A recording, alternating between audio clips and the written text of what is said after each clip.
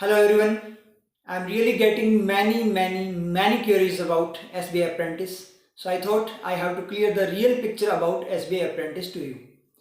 तो हर वीडियो में कोई ना कोई कमेंट तो आता ही आता है कि सर प्लीज़ SBI अप्रेंटिस के बारे में हमें बता दो। तो आज अपने SBI अप्रेंटिस की ही बात करेंगे और मैं यहाँ पे जो रियलिटी है और जो प्रैक्टिकल चीज़ें हैं वो आपके सामने क्लियर करूँगा। उसके बाद में डिसीजन आपका रहेगा कि आपको आगे करना क्या है, क्योंकि जो जितनी भी रियल चीज़ें हैं वो सारी की सारी मैं क्लियर कर दूंगा। जो पिक्चर है, रियल पिक्चर एसबीआई अप्रेंटिस की, वो मैं आपके सामने रख दूंगा यहाँ पे। तो उसके बाद आप डिसाइड कर लेना कि आपने करना क्या है। तो यहाँ पे अपने कुछ पॉइंट्स की फॉर्म में बात करेंगे। सबसे पहले तो एसबीआई अप्रेंटिस होगा या नहीं होगा, अगर होगा तो कब होगा, उसके बाद में डिले का रीज़न क्या है, उसके बाद में जो इम्पोर्टेंट पॉइंट है सबसे इम्पोर्टेंट वो ये कि एसबीआई अप्रेंटिस रियल में आप लोगों के लिए कितना मायने रखता है। समझ गए ना चीज़। तो स्टार्ट करें। तो फर्स्ट पॉइंट की बात करें एसबीआई का, अगर अपने बात करें अप्रेंटिस का जो एग्ज़ाम है उसके होने ना होने के चांसेस के बारे में, तो अभी के अकॉर्डिंग जो सिचुएशन है उसके अकॉर्डिंग तो मैक्सिमम चांसेस कैंसिलेशन के हैं। और उसका रीज़न मैक्सिमम को पता होगा क्या कि एक तो पेटिशन लगी हुई है कोर्ट के अंदर। आप लोगों को मैक्सिमम को पता होगा, आप लोगों ने अगर न्यूज़ वगैरह देखी हो तो, कि जो पिछले वाले अप्रेंटिस थे उनको बिना इन्फॉर्म किए एकदम से नोटिस दे दिया गया कि आपका कॉन्ट्रैक्ट खत्म हो गया। विद इन 1 ईयर, 1 साल के अंदर अंदर उनको नोटिस आ गया, एकदम से नोटिफिकेशन आया कि आपका कॉन्ट्रैक्ट, वो जॉब कर रहे थे, अपने काम में थे, बिजी थे अपने काम में, और एकदम से नोटिफिकेशन आता है उनके पास क्या कि आपका कॉन्ट्रैक्ट क्या हो गया, खत्म हो गया। ठीक है, तो एक वो इश्यू है।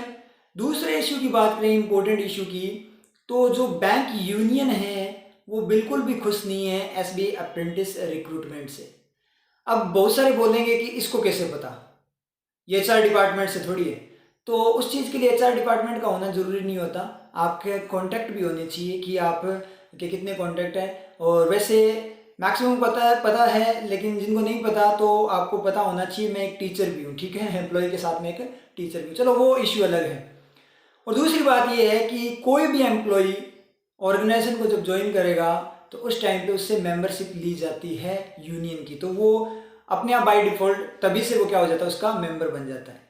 और फिर भी अगर आपको बिलीव नहीं होता तो आप एक बार क्या करना, गूगल पे सर्च करना bank union against SB apprentice recruitment. आपको अपने आप न्यूज़ मिल जाएगी, द हिंदू वगैरह की हर न्यूज़पेपर की न्यूज़ वहाँ पे मिल जाएगी कि बैंक यूनियन अगेंस्ट है या नहीं है। अब इसका रीज़न क्या है कि बैंक यूनियन मानता है कि अगर अप्रेंटिस की जॉब आती है, अप्रेंटिस की रिक्रूटमेंट होता है, तो जो रेगुलर वैकेंसीज है, जो परमानेंट जॉब है, उस पर बहुत ज़्यादा इफेक्ट होगा, वो वैकेंसीज डिक्रीज हो जाएगी। अब क्यों होगी, ये आपको कॉमन सेंस वाली बात है, इतना सेंस तो आप में भी होगा, क्योंकि अप्रेंटिस की जो जॉब है वो है कॉन्ट्रैक्ट बेस की जॉब।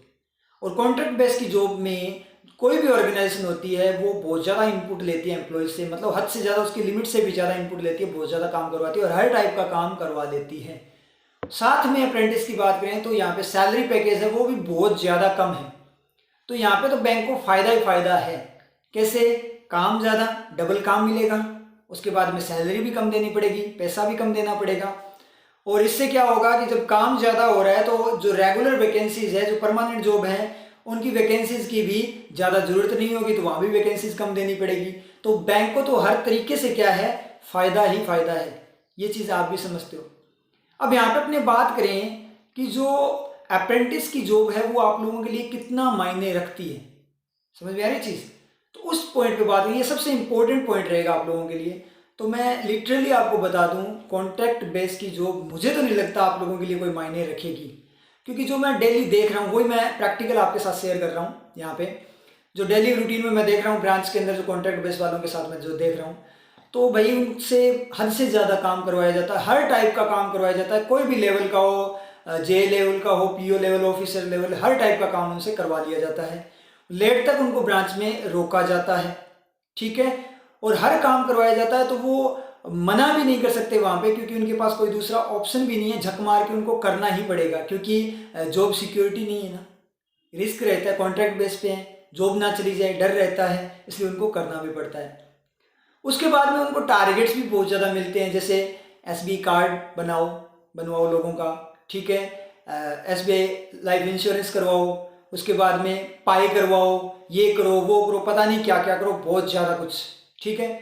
उसके बाद में ऊपर से गवर्नमेंट जो स्कीम्स है वो करवाओ, APY वगैरह बहुत सारी स्कीम्स है वो वाली करवाओ, वो टारगेट आपके, तो बहुत ज़्यादा टारगेट भी मिलते हैं, तो मेंटल स्ट्रेस भी बहुत ज़्यादा रहती है उसके अंदर। उसके बाद में सबसे बड़ा इशू सेल्फ रेस्पेक्ट का। रेस्पेक्ट की फॉर्म में बात करूं तो जो परमानेंट एम्प्लॉयज़ है वो बिल्कुल भी अच्छा बिहेव, इतना ज़्यादा अच्छा बिहेव नहीं करते उनके साथ जो कॉन्ट्रैक्ट बेस वाले हैं, क्योंकि उनको वो अलग ही नज़र से देखते हैं कि ये तो कॉन्ट्रैक्ट वाले हैं, हम तो ऑफिसर हैं, ये है वो है, पता नहीं क्या क्या, ठीक है। तो उनसे पानी तक भरवाते हैं कि मेरी बोतल में पानी भर के लेकर आ, चेयर अरेंज कर, मेरी दूसरी चेयर लेकर आ, ये चेयर साइड में कर, ये कर वो कर, फिजिकल काम तक करवाते हैं बैंक के अंदर उनसे। तो रेस्पेक्ट भी नहीं है बिल्कुल। अब बात करें रेस्पेक्ट समाज की फॉर्म में, तो समाज भी कोई रेस्पेक्ट नहीं देने वाला, क्योंकि परमानेंट जॉब नहीं है आपके पास, कॉन्ट्रैक्ट पे, अच्छा कॉन्ट्रैक्ट पे है, ऐसे ही काम कर रहा है, प्राइवेट लगा हुआ है, इस तो बस प्राइवेट नाम आता ही बस क्या होता है, समाज में रेस्पेक्ट चली जाती है। मतलब ये नहीं बोल रहा मैं कि प्राइवेट जॉब कम होती है, प्राइवेट जॉब गवर्नमेंट से भी बहुत शानदार वाली होती है, उसमें आपको सब कुछ मिलता है, आप अपने ड्रीम्स पूरे कर सकते हो, तो ओनली प्राइवेट जॉब्स में ही कर सकते हो। लेकिन समाज जो अपना है, इंडियन सोसाइटी है, उसकी जो माइंड में जो बना हुआ है उसके अकॉर्डिंग आपको रेस्पेक्ट नहीं मिलती है, उसके अकॉर्डिंग मैं यहाँ पे बात कर रहा हूँ। तो कोई नेगेटिव मत लेना जो प्राइवेट जॉब में बहुत शानदार वाली परफॉर्मेंस दिखा रहे हैं, क्योंकि प्राइवेट जॉब्स में रियल में हाँ टैलेंट दिखाई देता है, आपके टैलेंट के अकॉर्डिंग मिलता है आपको सब कुछ। तो ऐसा मत लेना, दिल पे मत ले लेना कोई भी, क्योंकि दिल पे लेने के बाद फिर आप अपनी भड़ास निकालना स्टार्ट कर देते हो, ठीक है। तो वो वाली बात है।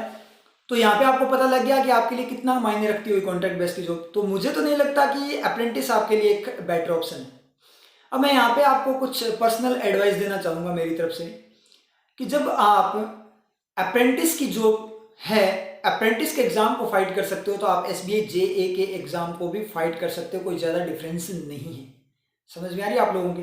तो मैं तो यही बोलूँगा आप लोगों को कि आप क्या करो, तैयारी करो, तो इसकी तैयारी करो, किसकी, SBA JA और SBA PO की तैयारी करो, या अदर एग्जाम्स है जैसे मान लीजिए, उनकी आप क्या करो, तैयारी करो, अपना टारगेट उनको बनाओ।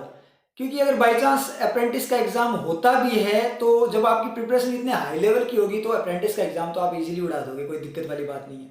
अब बहुत सारे स्टूडेंट ये बोलेंगे सर कैसी भी जॉब हो, जॉब मिल जाए, कोई दिक्कत वाली बात नहीं है, एक बार आप कॉम्प्रो कर लेंगे, क्योंकि हमें तो एक बेस चाहिए, एक बार रोजगार चाहिए, क्योंकि बेरोजगारी इतनी गंदी है। मैं समझता हूँ बेरोजगारी बहुत घटिया वाली बेरोजगारी है, कोई भी जॉब मिल जाए, चाहे सैलरी पैकेज कम हो तो भी कोई दिक्कत नहीं है, जैसा अभी सिचुएशन बनी हुई है बेरोजगारी की। लेकिन वो रोजगार ही क्या काम का जो थोड़े टाइम बाद पहले से भी खतरनाक वाली बेरोजगारी आपको दे दे। समझ पा रहे हो मेरी बात को? क्योंकि जॉब मिलने के बाद, अप्रेंटिस की जॉब मिलने के बाद हो सकता है आपको एक टाइम के लिए खुशी मिले, लेकिन वो खुशी आपकी परमानेंट नहीं है। और जो खुशी परमानेंट नहीं होती, टेम्परेरी कुछ क्षण भर के लिए होती है, वो खुशी दुख से भी खतरनाक होती है। क्योंकि एक बार आप उस खुशी के मोड में जाओगे तो आपको इजी फील होने लग जाएगा, आपको लगेगा बहुत इजी चीज़ें हैं, नॉर्मल है, कोई दिक्कत नहीं है, मज़े आने लग जाएंगे आपको, तो आप कंफर्ट जोन में चले जाओगे। वापस से झटका लगेगा, जब वापस उसी सिचुएशन में आके गिरोगे तो आपकी हालत और ज़्यादा खराब हो जाएगी, क्योंकि पहले तो आप उस सिचुएशन के अकॉर्डिंग ढले हुए थे। रियलिटी है ये, मेरी बातों पर ध्यान देना, 10 मिनट के लिए सोचना एक बार इनको, समझ में आ रही चीज़? तो रियलिटी है, तो आपको बाद में रियलाइज होगा कि मतलब बहुत गंदा हो गया, फिर सर्वाइवल के चांसेस और ज़्यादा कम हो जाते हैं। और हो सकता है कि जितने टाइम का कॉन्ट्रैक्ट है, जैसे अभी 3 साल का कॉन्ट्रैक्ट बोल रहे हैं, उसके बाद में आप लायक ही ना बचो कोई और एग्जाम देने की। समझ गए चीज़? तो ये चीज़ ध्यान रखना। अब कोई बोलेगा कि सर कोई दिक्कत नहीं है, बेस मिल जाए, हम साथ साथ अदर एग्जाम्स की तैयारी कर लेंगे। तो मुझे नहीं लगता कि कॉन्ट्रैक्ट बेस पे आप अदर एग्जाम की तैयारी कर लो। पहले तो आपको लेट तक छोड़ा जाएगा, आपको इतना काम करवाया जाएगा, आपको बहुत ज़्यादा वर्कलोड होगा आप पे, उसके बाद मेंटल स्ट्रेस भी होगी, उसके बाद आपको टारगेट तक मिलेंगे।